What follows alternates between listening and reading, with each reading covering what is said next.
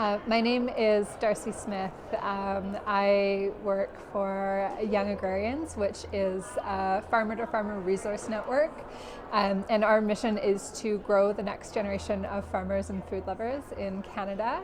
We have been around since 2012, and really we're all about connecting farmers to each other, to community, to resources, to all the tools that they need to get started and thrive in agriculture. New farmers today, they face a number of challenges that can be summarized as access to land, access to knowledge, and access to capital.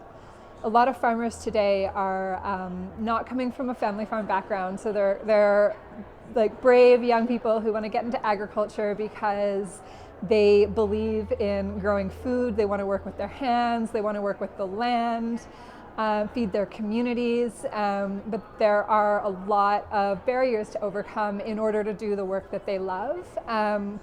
Access to land is often called the number one challenge. I often will say it's just the first challenge because if you can't find land, it doesn't really matter if you have access to capital or knowledge.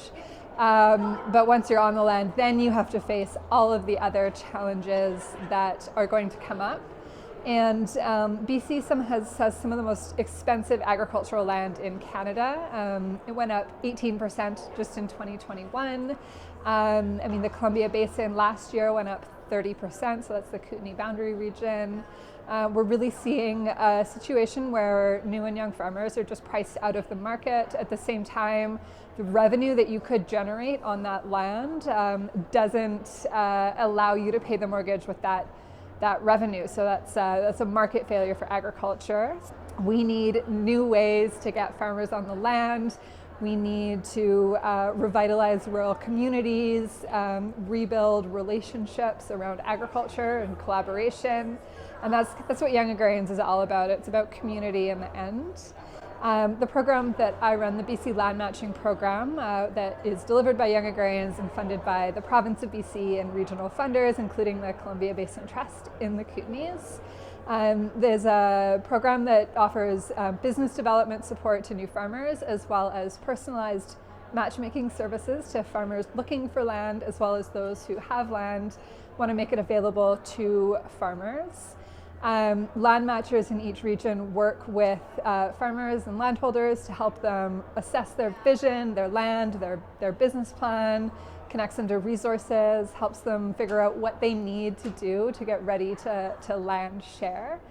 And then it is like a dating service for land, so where there is a potential match, an alignment of both needs, practical needs, as well as some of the more relational elements. Both 2 acres is available and a farmer needs 2 acres, but also these two people seem like they're going to be able to collaborate well, coexist well, be a good personality fit. Then we make an introduction. If there's a spark, we facilitate negotiations, help folks develop land use agreements, commonly leases or licenses, and then have that finally reviewed by a lawyer, and both the land matchers and the lawyer are neutral third parties. So really what it's all about is helping people do what they want to do in the best way possible, and minimize as much risk as possible. And then once an agreement is reviewed, the parties sign it, and we set them free to do the really hard work, which is the farming, of course.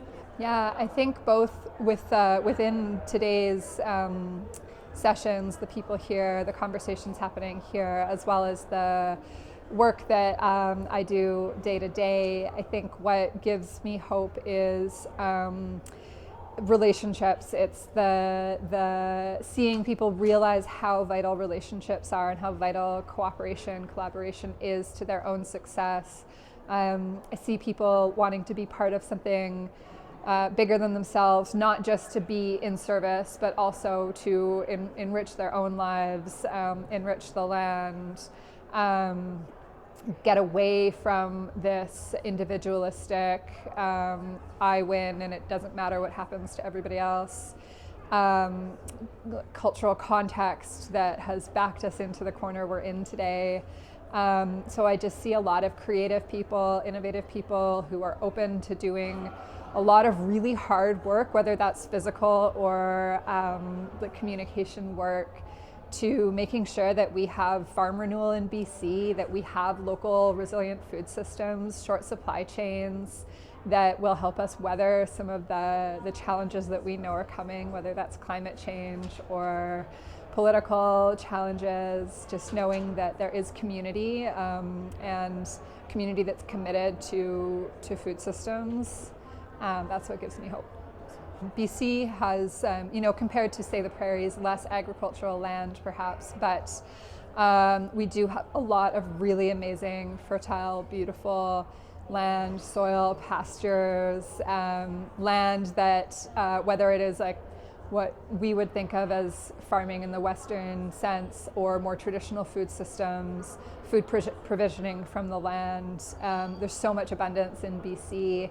And there is a lot of land that isn't being farmed, that could be farmed, or that needs to be transitioned to the next generation. BC lost 2,000 farms between the 2011 and 2016 censuses. So we're in this position now where the average age of a farmer in BC is 56.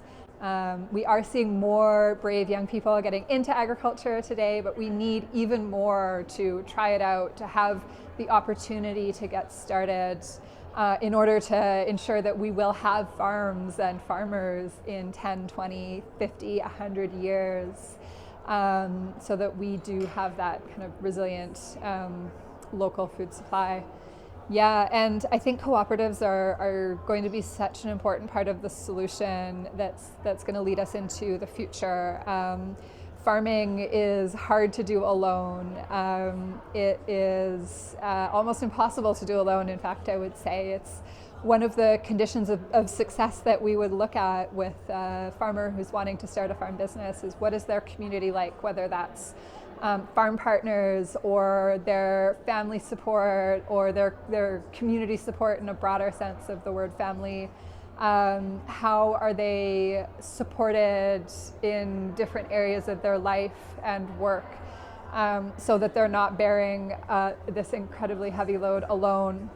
So I think cooperatives are so important in that, as well, with the cost of land being as high as it is, often being able to pool resources and collaborate to access land is going to be one of the only ways that farmers might end up owning land in the colonial title system sense. But it's also a great way of managing land in that one person can only do so much. And the entry point for farmers into the sector today is often smaller scale, diversified, using their hands rather than being able to access a lot of large machines that would do the work for them, or temporary foreign workers. So the limit on scale with a lot of new farmers today is what they can do with their bodies and their hands in a day, in a month, in a season. So being able to collaborate with other farmers, cooperate, identify different strengths that different farmers have. That's a great way of managing the land without one person breaking their back and burning out. I also think it can be, farmers collaborating in a business together on one piece of land, or multiple farmers working together in cooperatives that way, where one part of the property or one farm might really be suitable for growing this type of thing, and another might be better for growing this other type of thing, and another might yet be perfect for livestock. And those different things happening in different locations can come together to a whole, so not every single person has to do kale and cauliflower and blueberries and all of the 30 or so different things that you want to offer your customers. And so it can be really complementary to share the load that way, as well as just with the basic labor.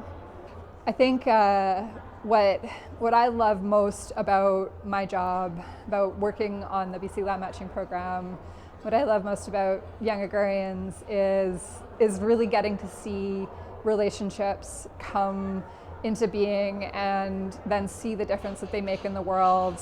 to see people from different generations, different cultural backgrounds, different life experiences, deciding to enter into something, whether that's a land sharing relationship or farming together, and making amazing things happening. I think it's so inspiring. I think the commitment that people have to growing food, to raising animals, to rebuilding ecosystems, to connecting with each other on the land, I think that's really inspiring, and that's the thought I'd like to leave with. Well, thank you so much for being involved in the community. We couldn't do it without you, without the farmers. We're just there to help make it happen for you.